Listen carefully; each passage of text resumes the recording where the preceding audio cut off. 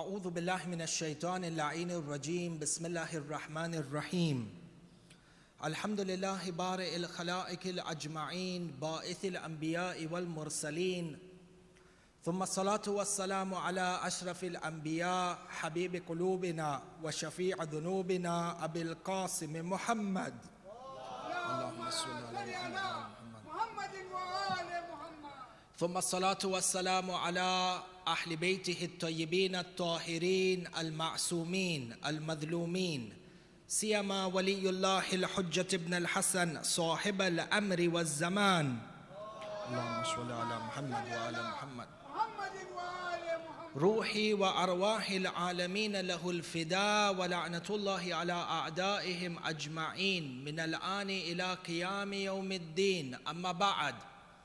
Respected brothers and sisters, yesterday our discussion was based around understanding the psychology through the who rejected the occurrence of the Day of Judgment. Yani, what were the reasons, what was the mentality and the behavior of those people who rejected Yawmul Qiyamah? And we went through a number of reasons. Today, inshallah, our discussion is the rebuttal of the Quran. Yani, how does Allah subhanahu wa ta'ala through the Quran establish the reality of the existence or the occurrence of Yawmul Qiyamah? Over the last 2 nights, we have been establishing that Yawmul Qiyamah is a central part of our Usuluddin. One of the 5 principles, or one of a part of the 5th principle of within the Usuluddin.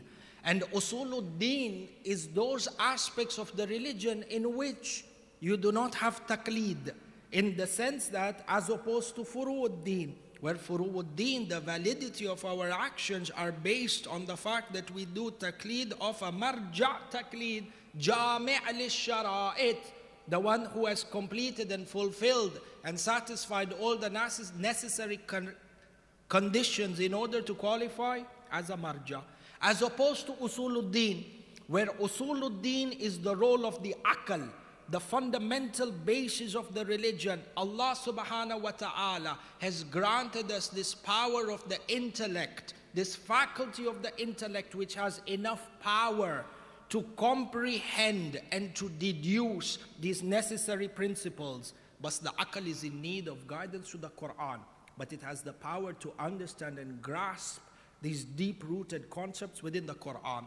Therefore, it is absolutely important for us, Shia Ithna Ashari, Muslims, to be able to prove our faith through the Quran. Today your child comes and asks you, your colleagues come and ask you, you believe on the Day of Judgment, and as a result of your belief on the Day of Judgment, you comply and you live a certain lifestyle, you implement a certain discipline. What is the proof? Prove to me that Yawmul Qiyamah will exist. Do we have this jawab from the Quran or no? Today when our children come and ask us, do we have answers for Yawmul Qiyamah from the Quran or no? Leave the dunya, ourselves. Sallu ala Muhammad wa ala Muhammad. Allahumma salli ala Muhammad. Leave the dunya and our families, ourselves. Truthfully, deep inside, 100%, are we convicted? Do we have conviction about this Yawmul Qiyamah and the aspect of accountability? And if we have this 100% conviction, why is it that we sin? Why is it we are not compliant with the Sharia? There's a disbalance somewhere. And this being the month of Quran, Shahrul Quran, the best way to understand your Usuluddin and your Aqidah is from the book which was sent to us as the eternal constitution and the book of guidance. So we begin today's lectures, insha'Allah, by looking at those verses of the Quran that Allah subhanahu wa ta'ala uses in order to convince man and to make man understand the reality of the occurrence of the Day of Judgment. Tayyib. You'll find that we begin our discussion with the first verse for today's Surah Yasin, and we referred to this verse yesterday as well, verse number 78 and verse number 79. Now you find that across all the different verses of the Quran, all the different verses within the Quran that are used to establish the existence and the occurrence of the Day of Judgment, you find that there is a certain pattern and there is a certain design, a certain strategy that Allah subhanahu wa ta'ala uses to ensure man uses his aql and power of contemplation. Look at how how Allah Azza wa Jalla interacts with man. The first answer, Surah Yasin, Bismillahir Rahmanir Rahim. وَضَرَبَ لَنَا مَثَلًا وَنَسِيَ خَلْقَهُ قَالَ مَنْ يُحْيِي الْعِظَامَ وَهِيَ رَمِيمٌ. Yesterday we used this verse to show what the kuffar or what the mushrikeen used to say to Rasulullah in terms of objection. That they would say to Rasulullah, قَالَ مَنْ يُحْيِي الْعِظَامَ وَهِيَ رَمِيمٌ. Ya Allah, they would say to Rasulullah, Ya Rasulullah, who is there to gather all these bones and all this flesh that has rotted and disintegrated and become part of the earth, has become part of nature, these bones that have become brittle and disintegrated, crushed into what you could say powder. Who is going to come and raise these dead, disintegrated people again to the form of a proper human being? So Rasulullah replies back to them. And he says to them, Qul, Allah tells the Holy Prophet, Qul, yuhyiha alladhi ansha'aha awwala marra, wa huwa bikulli khalqin alim. Say to them, Ya Rasulullah, this issue of resurrecting a dead person, in reality, it's not such a trivial matter. It's not such a mind-boggling matter in the way that the mushrikeen portray it. In essence, it's something really simple, and it's something. Yesterday we said that the people who rejected the day of Qiyamah, they lacked what? They lacked ilm, they lacked logic, they lacked mantiq, they didn't have any logical answers. When Rasulullah came to them and said to them, beware of Yawmul Qiyamah, they said he's a magician. Is there any logic in that argument? They said to him that he's a liar. Is there any logic? They never had dalil or burhan. But yet look at the style of Allah. This is something that is for us to understand. We are people, Ithna Ashari, Ja'fariya. We are people of Burhan. We are people of Dalil. We are people of Mantiq. We are people of eloquence. Amir al-Mu'mineen alayhi salam. Look at what Sayyid Radi did. Sayyid Radi established the imamat of Amir al-Mu'mineen purely based on his eloquence. Yani look at Nahjul Balagha. Do you find a sanad in any of the khitab of Amir al-Mu'mineen in Nahjul Balagha? Sayyid al-Radi, he on purpose didn't include a sanad, yani a chain of narrators. Usually one way of validating a hadith is through the chain of narrators. Yet Nahjul Balagha, which is supposed to be the khitab, the sermons and the letters of Amir al-Mu'mineen, there is no chain of narrators. Why? Sayyid Radi was of the opinion, and he wanted to establish that the eloquence of Amir al-Mu'mineen in itself is a binding hujjah to establish the imamat of Amir al-Mu'mineen. But there's no need of a sanad. There is no need of a chain of narrators. Bring us somebody who can give us a part of the eloquence of Amir al-Mu'mineen. We're people of mantiq, we're people of eloquence, we're people of logic. And this needs to be the ethos within ourselves, within our centers, within our madaris, within our curriculum. When you lack mantiq is when you see the people who lack mantiq, who lack logic. They don't have this thiqafa, they don't have this culture and these values of discussion and ilm and burhan. When they lack this, what do? They resort to violence. Sallu ala Muhammad wa ala Muhammad in honor of Samahtu Shaykh. Sallu ala Muhammad wa ala Muhammad. So Allah subhanahu wa ta'ala, through the Holy Prophet, invites the mushrikeen to think about this issue of Yawmul Qiyamah, and he says, really, it's not a trivial issue. It's not that mind-boggling. It's not rocket science. It's a very simple issue. What was the argument given by Allah? قُلْ يُحْيِيهَا الَّذِي أَنْشَأَهَا أَوَّلَ مَرَّةٍ. Simple argument, but treasures of logic. He said, the one who created you for the first time from nothing is the same one who is going to resurrect you from nothing. Ajib. How simple yet how eloquent and how logical is this argument. You and I, when we were created, we were essentially created from nothing. We came into existence from nothing, from Adam. And therefore this Lord who created you for the first time from nothing, it is not difficult for him to duplicate this creation for a second time. And you see this even in our daily lives. When it comes to technology, the first biggest step or the most difficult task is inventing something that did not exist in the market. Inventing a good or a product that does not exist. That is the most difficult thing. This is when you use your bulk of your R&D, research and development and funding until you come up with a product that did not exist in the market before. After that, when you are retweaking this model, edition 2, edition 3, refining the product, modifying the product, it's easy because that initial original creation has already taken place. So to duplicate it, to duplicate something which already exists is easier than creating something for the first time from nothing. Sahih Lola. This is an example that is used by us for Allah subhanahu wa ta'ala. There is nothing that is hard or that is easy. But the khitab is towards people such that they can start using their mind to think. Why are you perplexed? Why are you fighting against Rasulullah on the issue of resurrection? It's not rocket science. Just like the way you were created from nothing, that same Lord can duplicate the creation and bring you to life for a second time. This was the first set of arguments that were given to Allah. And the underlining thing about this argument, or the underlining lesson, is the qudra of Allah. Remember yesterday and the day before, we pointed towards sifat thubutiyya of Allah subhanahu wa ta'ala, and how it is important for us to understand Tawheed and understand our Lord. This verse shows that Allah subhanahu wa ta'ala is qadir. وَهُوَ عَلَى كُلِّ شَيْءٍ قَدِيرٌ.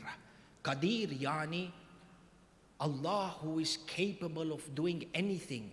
And this unrestricted capability is a result of Him being all-powerful and having dominion over everything. وَهُوَ عَلَى كُلِّ شَيْءٍ قَدِيرٌ. If you and I have trust that Allah subhanahu wa ta'ala is qadir, capable over everything and anything, would you and I then have doubt in Allah whether He can provide me with halal rizq or no? Today, if I am convinced that Allah is qadir and can provide me for rizq which is halal from avenues that I can never even have imagined, rizq in a manner which is haram. In other words, when I am tempted to earn rizq or livelihood or wealth in a manner which is haram, in essence, I have a doubt in the qudra of Allah to provide for me rizq in a matter which is halal. Otherwise, if I was satisfied, why would I go for that which is haram? So you see, these traits and these beliefs have an impact on our daily lives. It's very important that we align our mentality and make sure that our belief and our life is as per the teachings of Islam. This was number one.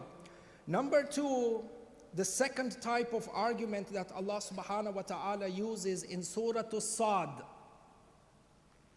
where He says, Bismillahir Rahmanir Rahim, Surah As-Sad, verse number 27. So the first ayah which is used is that we prove the occurrence of Yawm al-Qiyamah through the qudra of Allah. He is qadir. The one who created you from nothing can resurrect you and create you for a second time from nothing. This is one. Number two, Surah As-Sad, verse number 27. Bismillahir Rahmanir Rahim. وَمَا خَلَقْنَا السَّمَاءَ وَالْأَرْضَ وَمَا بَيْنَهُمَا بَاطِلًا ذَلِكَ ظَنُّ الَّذِينَ كَفَرُوا فَوَيْلٌ لِلَّذِينَ كَفَرُوا مِنَ النَّارِ. Allah subhanahu wa ta'ala makes a declaration that we did not create the earth and the heavens and everything in between it out of vain, batilan. Batil yani without purpose. ذَلِكَ ذَنُّ الَّذِينَ كَفَرُوا. This is the dhan. Yesterday we had a discussion on the word dhan, yani assumptions, baseless assumptions that are not based on ilm. Allah retaliates, He says, these are the baseless assumptions of those who did kufr. And woe be upon those who will end up in the nar, in the fire, wal-ayadu billah. So the underlining reason over here is that Allah subhanahu wa ta'ala says that we did not create anything within the heavens and the earth in vain, without purpose. Batil over here means without purpose. See, I'll give you an example. Perhaps you look in the environment in which we live, you have the juakali industry.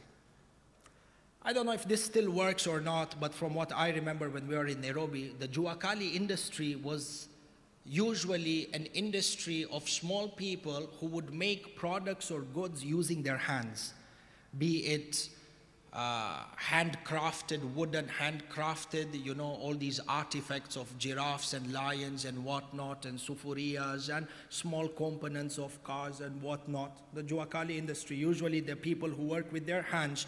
Take the example of a person who crafts these artifacts. He makes these models of giraffes and lions and zebras. I don't know, it's very, very famous with the tourists who come over here. Sahilola, from the tourists who come, and even think duty-free airport, when you're going and you want to take something, you know, you have these artifacts that are there. But they're carved from what? They're carved from wood. So imagine this person who is carving this animal from wood. He is carving the statue of a lion from wood. He has got his tools with him.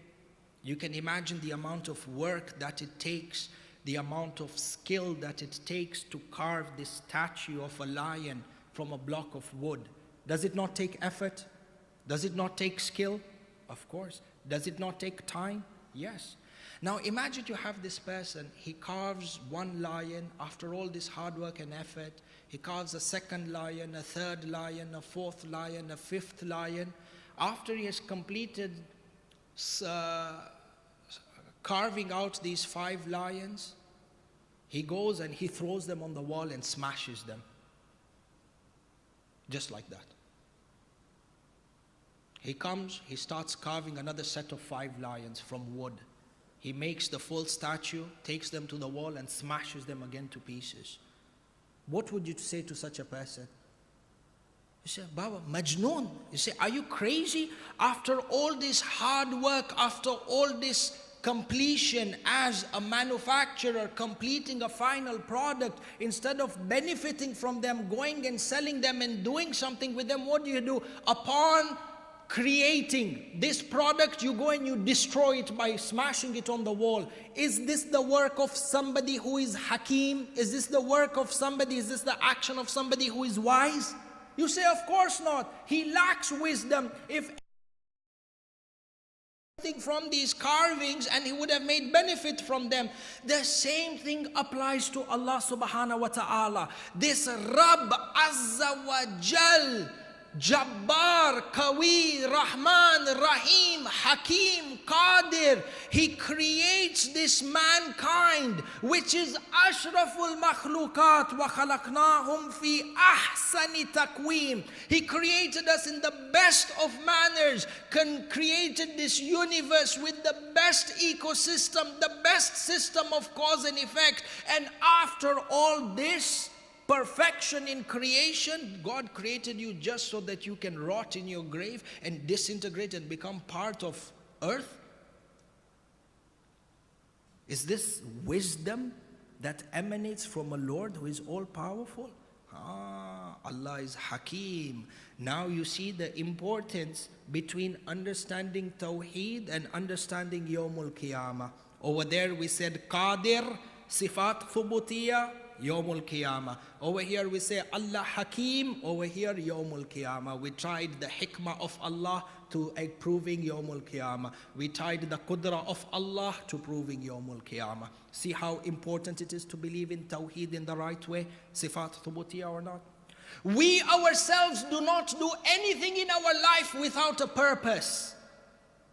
then how do we expect or how do we attribute this behavior to Allah, that He created us all out of perfection, but for no reason, just so that at the end of the day you may go and disintegrate and rot in a grave? It goes against the hikmah of Allah. And from here a side point, if you know that you have not been created in vain, then you have been created for a purpose.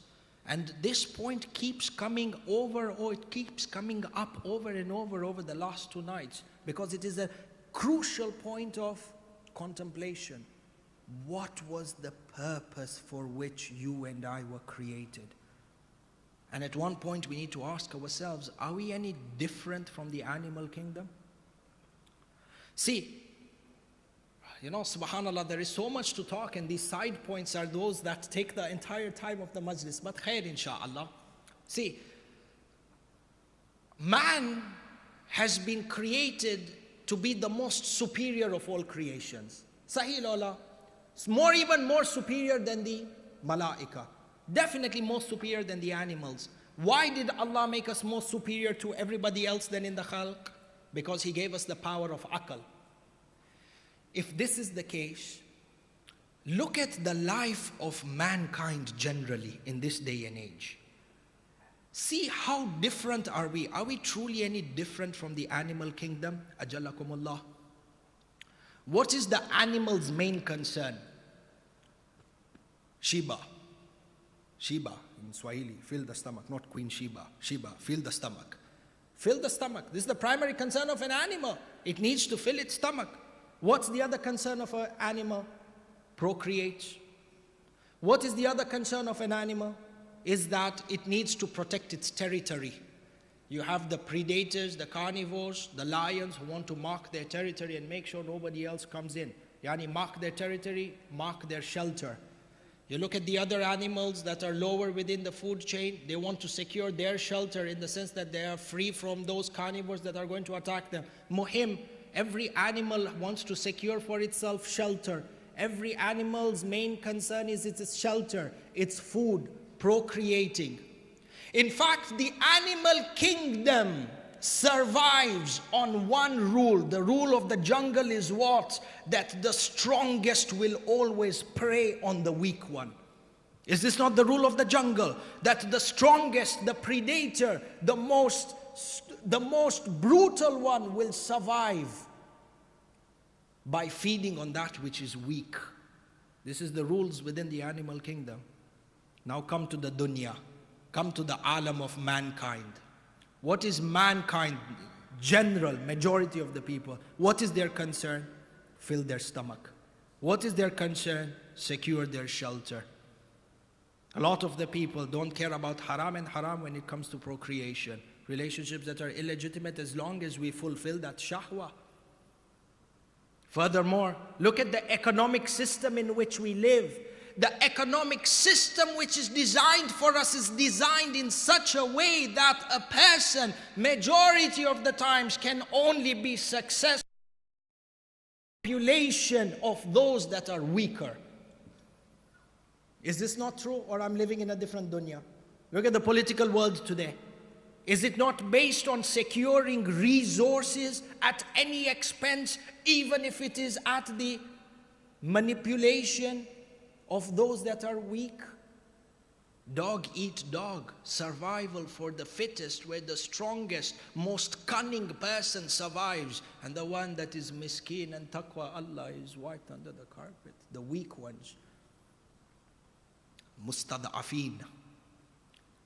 If this is the case, then truthfully speaking, how are we any different from animals? We have a greater purpose in life.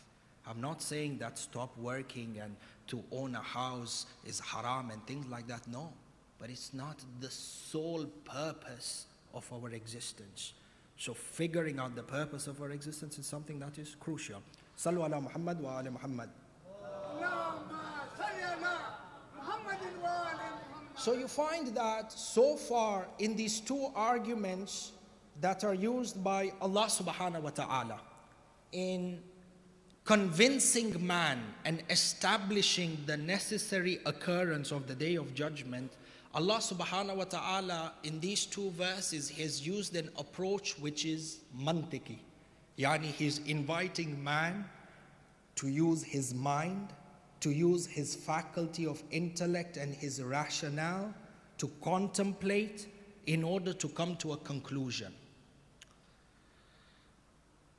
Then you find Allah subhanahu wa ta'ala uses a second different type of approach, where He says, in addition to this mantik, in addition to this logic and this intellect, Allah subhanahu wa ta'ala gives us proofs using tangible examples in order to establish a reality which is not confined to materialism. Yani what? In other words, man's outlet, or man in the way that he absorbs or seeks information, is through his physical senses, through his eyes, through his ears, through his nose, through the touch and through the taste. These are your five senses through which you acquire information. So these are things that are known as malmus, things that you can touch and feel, tangible things. So Allah subhanahu wa ta'ala within the Quran uses tangible examples which you can then use to understand intangible concepts. The intangible concept over here is Yawmul Qiyamah. Allah is using examples of tangible concepts in order to establish the existence of an intangible concept. How? Allah subhanahu wa ta'ala says, things that you can see, things that you can feel, things that you can touch and taste on an everyday basis, I will use that as an example to prove something which is intangible, something which is from ghaib, something which is unseen, and that is Yawmul Qiyamah. How? Suratul A'raf. Suratul A'raf, verse number 57. See what Allah subhanahu wa ta'ala says. Bismillahir Rahmanir Rahim. وَهُوَ الَّذِي يُرْسِلُ الرِّيَاحَ بُشْرًا بَيْنَ يَدَيْ رَحْمَتِهِ. It is He who sends the winds as glad tidings. Yani the winds carry with them the rain and the barakat out of His mercy. حَتَّى إِذَا أَقَلَّتْ سَحَابًا ثِقَالًا سُقْنَاهُ لِبَلَدٍ مَيِّتٍ فَأَنزَلْنَا بِهِ الْمَاءَ فَأَخْرَجْنَا بِهِ, until the clouds came laden with water and we made the rain fall on this dead earth. Dead, yani infertile land. Allah made this rain fall on the infertile land. فَأَخْرَجْنَا بِهِ مِنْ كُلِّ الثَّمَرَاتِ. And by the grace of this rain, this land which is infertile, yani land which is dead, we made from it life in that fruits and crops and seeds started to sprout out from them. كَذَلِكَ نُخْرِجُ الْمَوْتَى لَعَلَّكُمْ تَذَكَّرُونَ. In the same way that Allah sends down rain on dead, barren, infertile land, and from this dead land He made crop and fruit to grow out of it, to flourish from it. In the same way, O man, we will raise you from this dead, barren, infertile land and resurrect you. In the same way that we bring out the crops and the fruits and the trees. Look at this ayah of Quran. Within nature, within the environment that surrounds us are the signs of Allah that scream out to us on a daily basis. Ya Bani Adam, prepare yourself for Yawmul Qiyamah. This plant in our house that grows and dies in front of us is crying out to you, Ya Insan, beware of Yawmul Qiyamah. You know when you buy flowers for your wife, and you put them in a vase at home and you're all happy and mushy and you keep them in the water vase, and after a few days the roses begin to die. Ya akhi, what do we do? Take the roses and trash them in the garbage without even thinking. It has spoiled the decor in our house. Ya akhi, this rose is crying out to you. Like the way I'm withering and I'm dying, you are also going to die. Like the way I grew out from a barren earth, you will also be resurrected from a barren earth. But does man take lesson in this? We are the first people to litter the earth. And pollution and this and that. That same earth which is an ayah of Allah, which is supposed to bring us closer to Allah, we are the first ones in destroying this ayah of Allah. Sahih Allah. How much does man live in a state of ghafla? Now look at the state in which Amirul Mu'mineen was. Salawatullahi wa salamuhu alayhi.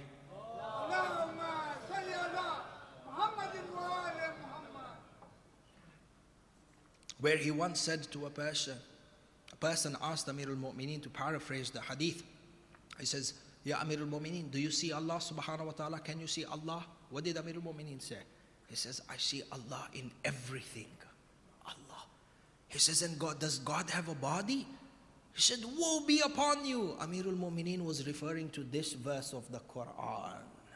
Everything that you see within nature is calling you towards Allah subhanahu wa ta'ala.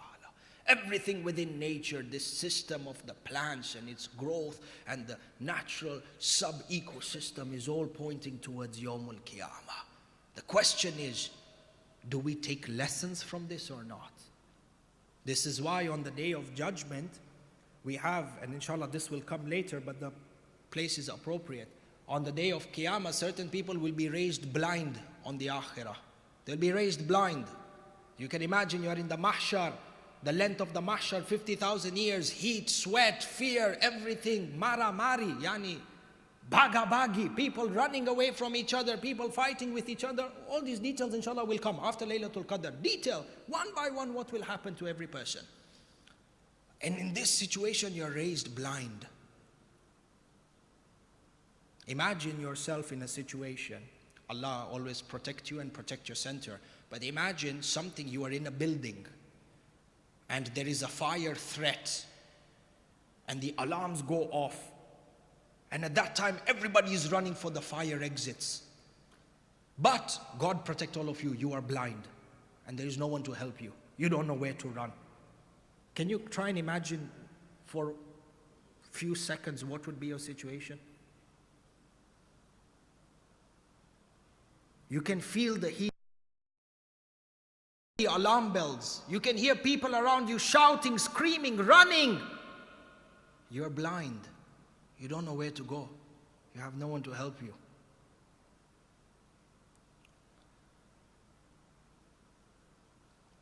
La hawla wa la quwwata illa billah.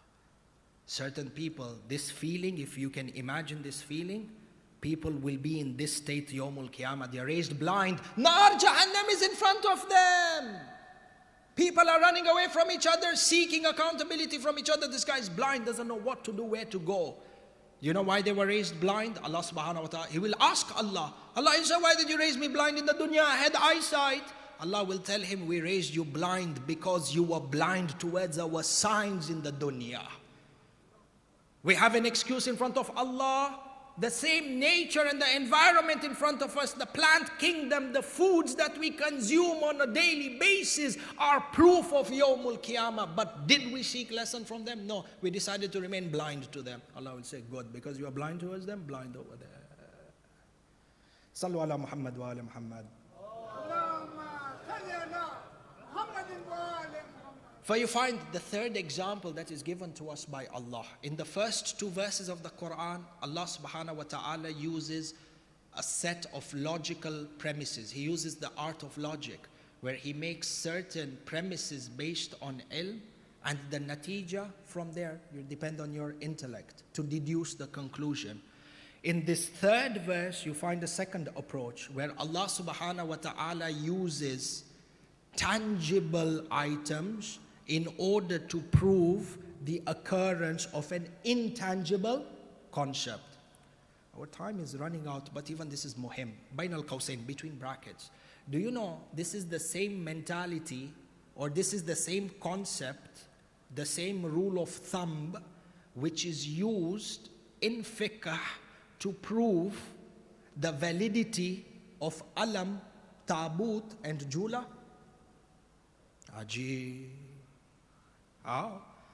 We have even within the Shia circles, even inshallah, Allah keep all of you safe, but even within the Shia circles, alam shirk, tabut shirk, zari shirk, what is this? It was never existing during the time of Rasulullah, during the times of the Imams, they never had alam and tabut. What is this? You go and you kiss the alam. Shy.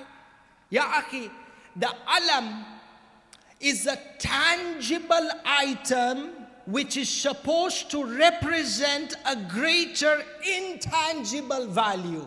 This alam is supposed to remind you and I. The alam is what? Something tangible. Wood with a piece of cloth, and you have the panja from silver or whatever not. Something which is tangible.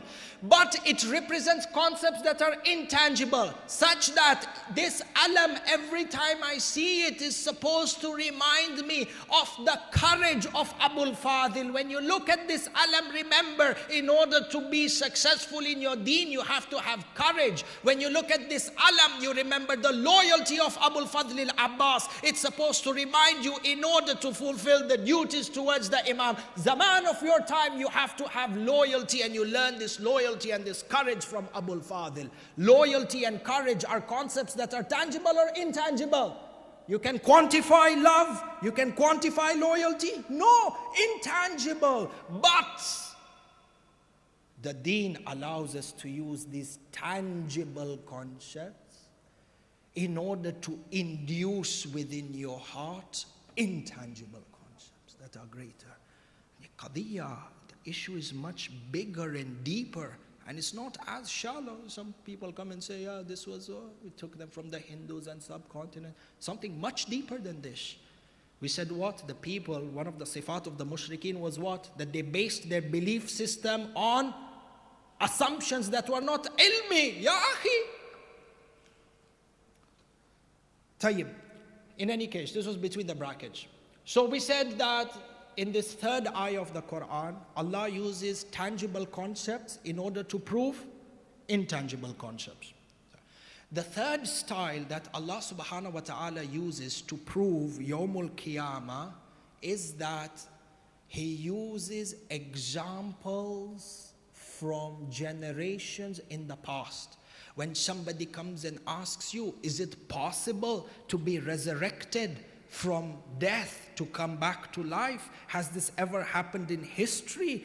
Of course it has happened in history. Number of times it has come to history. So Allah subhanahu wa ta'ala says, in addition to academic ilmi arguments through my qudra and my hikmah, I am also giving you another set of burhan, that is understanding the intangible from the tangible. And in addition to that, I am giving you a third category of proof to prove the existence and the occurrence of the Day of Judgment, and that is, I give you practical examples of things, animals or people who were dead and were then resurrected by Allah subhanahu wa ta'ala.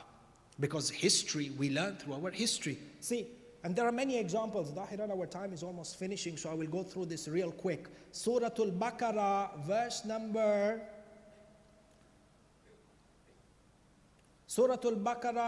260. See, what does Allah subhanahu wa ta'ala say? Bismillah ar-Rahman ar-Rahim. Wa idh qala Ibrahimu Rabbi arini kayfa tuhyil mawta.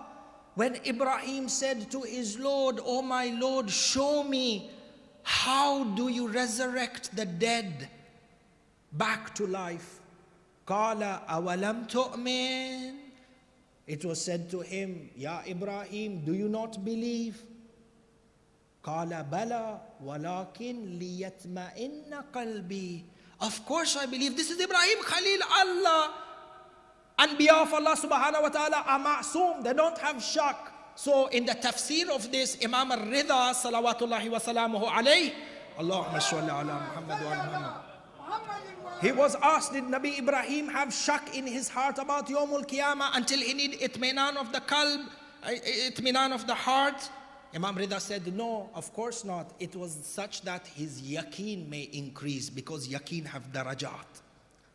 قال فخذ أربعة يعني قال الله عز وجل قال فخذ أربعة من الطير فصرهن إليك ثم اجعل على كل جبل منهن جزءا Allah subhanahu wa ta'ala said to Nabi Ibrahim, I will show you, I'll give you a practical demonstration of how I can resurrect people or animals back to life from death. So he said to Nabi Ibrahim, take 4 birds. Within our hadith, Imam al-Rida says to us that the 4 birds Nabi Ibrahim took, one was a duck, one was a rooster. Rooster, yani the animal rooster, not the cigara rooster. No, it's very famous over here, rooster. Not cigara rooster, animal rooster. Sallu ala Muhammad wa ala Muhammad. He took a duck, he took a rooster, he took an eagle, and he took a peacock. 4 different types of birds. He then slaughtered them, and Nabi Ibrahim cut their bodies into pieces. He cut their flesh and bodies into pieces, separated their legs and their hands. And then he mixed them all together such that you couldn't distinguish the body part of the eagle from the body part of the duck, from the body part of the rooster. And he cut off their beaks, and he kept their beaks in his hand. He then went, and there were 10 mountains or 10 hills that were surrounding him. He went, this flesh of 4 different birds that have been mixed together, he went and he separated them and scattered them on these 10 mountains. And he kept the beaks of these 4 birds in his hands. And then what happens? ثُمَّ ادْعُوهُنَّ يَأْتِيَنَكَ سَعْيًا وَأَلَمْ أَنَّ اللَّهَ عَزِيزٌ حَكِيمٌ. Allah subhanahu wa ta'ala then said to Nabi Ibrahim after he did all this, call upon the birds and you will see how they come towards you. Imam Rida said, as soon as Nabi Ibrahim called upon the birds, this scattered flesh with their intestines and their body parts being scattered and cut and splattered across 10 mountains, then began to come towards each other. They reformed, they reconstructed until their feathers were put back on them. They flew towards Nabi Ibrahim and they collected their own beaks such that they were attached back, and the birds returned back to their original form of creation. Now we come back to this same thing of Qudrah. Is Allah subhanahu wa ta'ala Qadir or not? And then you have a practical example that this happened before you in history. You see Allah subhanahu wa ta'ala, the different styles and the different strategies that He adapts to invite man to attain this yaqeen. Sometimes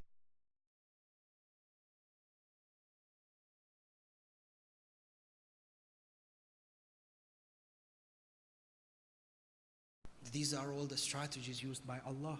The next example is that of Nabi Uzair, but Zahiran our time is over. Inshallah, you are able to refer to this, read through this, Surah Al-Baqarah, verse number 259. It's the issue and the situation of Nabiullah Uzair when he passed through a village that was demolished. And he said, Ya Allah, how will you raise this? So Allah gave him death. He died.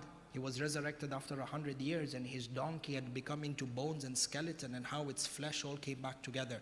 This inshallah for you to research and to read. Surah Al-Baqarah verse 259. Sallu ala Muhammad wa ala Muhammad.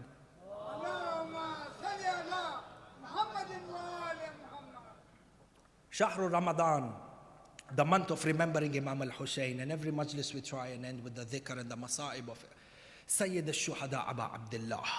Today we want to remember Imam al-Hussein through Imam al-Hujjah. This Imam to whom we give bay'ah and allegiance to on a daily basis. In Ziyarat al-Nahiya, Imam al-Hujjah remembers his grandfather Aba Abdullah, and he says to him, because I was not there on the day of Ashura to protect you and fight alongside you, and we were separated by the passage of time, I shall be remained and filled with regret as a consequence. Yani Imam al-Hujjah is talking to Imam al-Hussein. He begins to cry. He says, because I was not there to defend you on the day of Ashura. What is the natija? Imam al-Hujjah says, فَلَأَنْدُبَنَّكَ سَبَاحًا وَمَسَاءً وَلَأَبْكِيَنَّ عَلَيْكَ بَدَلَ الدُّمُوعِ دَمًا حَسْرَةً عَلَيْكَ. Imam al-Hujjah Hujjah says, I shall weep for you, I shall eulogize you every morning and every evening, and I shall weep for you tears of blood, Ya Aba Abdullah. Allahu Akbar. Imam al-Hujjah is crying tears of blood. One of the scholars in a dream, he sees Imam al-Hujjah. He says to him, Ya Imam, for which musibah, for which trials and which difficulty do you cry tears of blood? Was it for the way in which Ali al-Akbar was made shaheed? Imam al-Hujjah says no. He says, was it for the way in which the arms of Abu al-Fadil were severed? He said no. He said, Ya Imam, do you cry tears of blood for the manner in which the body of Abu Abdullah was trampled? Imam al-Hujjah says no. Ajib, he says, Ya Imam, for which trial, for which tribulation, for which musibah do you weep tears of blood? 3 times Imam al-Hujjah said to him, Asham,